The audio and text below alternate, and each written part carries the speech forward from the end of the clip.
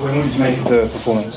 Thank you. Well, very happy, obviously, with the win, 4 in a row without conceding a goal. A really tough place to come. I told the boys, the game that we had to expect, a team that is super intense, very direct, man-to-man.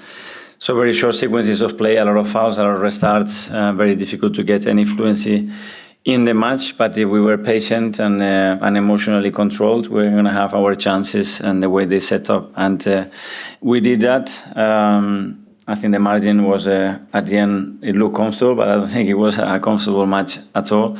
And not only the win, but as well the fact that we have some players that they haven't played much playing, performing really well. Mikel stepping up as a 9 and scoring 2 goals. Mike's making his debut and probably the youngest ever, probably.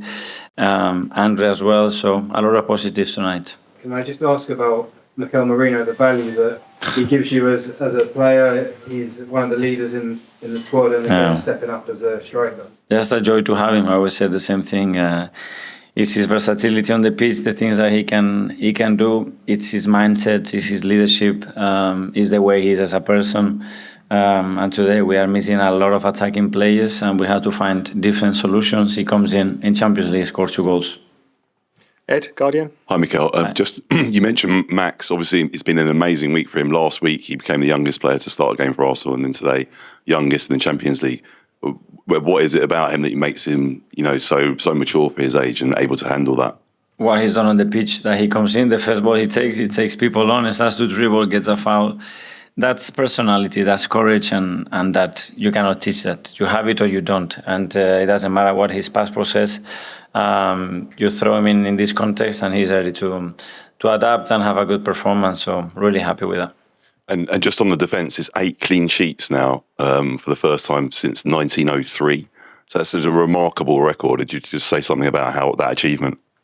Well, that's a long time ago, so it tells you about the difficulty of achieving it. There is a lot of work there, obviously, to achieve that.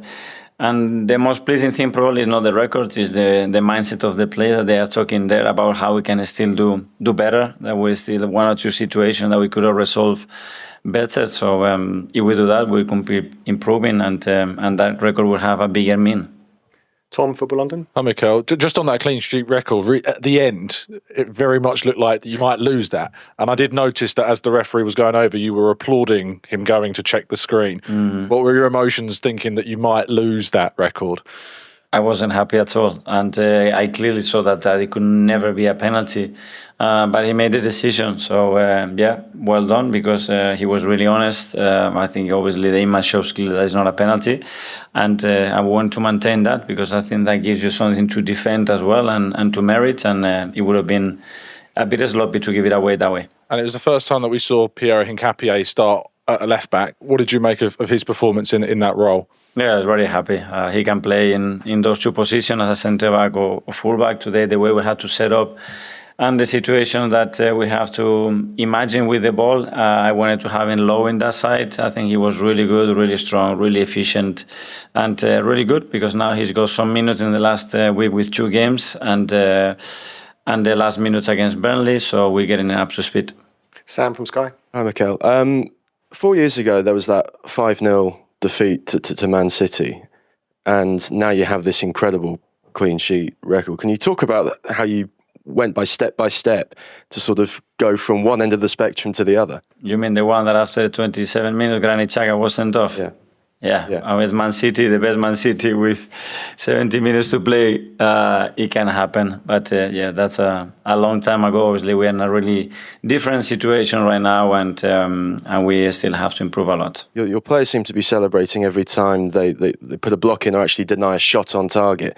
People sort of take a lot of pride in not in keeping clean sheets, but have they transitioned to shot on targets now? We don't even want to let that. Yeah, well, because if we are able to nullify that from the opposition, obviously the opposition has very, very restricted ways to score a goal. And today we gave him a few moments, especially in open spaces, direct play, that we could have done better, but overall very happy.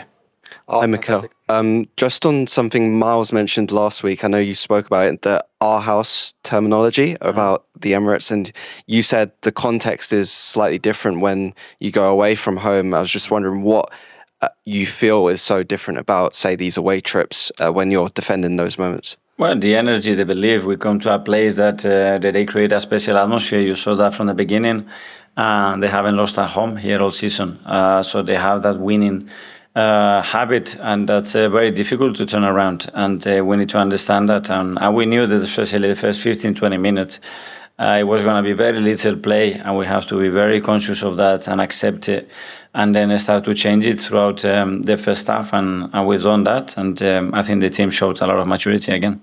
And William Saliba seemed to be stepping into midfield quite more often tonight. Was that more so because Martin Zubimendi wasn't playing, or is that something you'd like to see him doing a bit more often? That was related about the way they press and the way the nine makes the press, and where we could find certain advantages and time, because if not, everything is absolutely man-to-man, and it's a really difficult game to play constantly, especially after the direct play. But and we could have done better. It's something we haven't had time to train really, so to have some more solutions and to try things and to especially put players in their qualities with a bit more time on the ball is something that I wanted to try.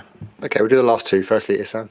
Hi, Mikel. You were saying yesterday about the injuries you have in the front line. Yeah. After that performance from Mikel Merino, in some ways, you've got the options there, haven't you, despite the injuries?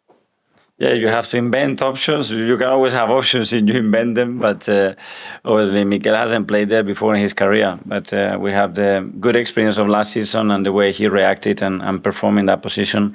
And obviously we believe that today, the way they were set up as well was a good chance for him to perform. What have you done with him in particular to help him finish, for example? Because with Spain this season, he's been bagging shed loads of goals there as well. So what is it that's changed?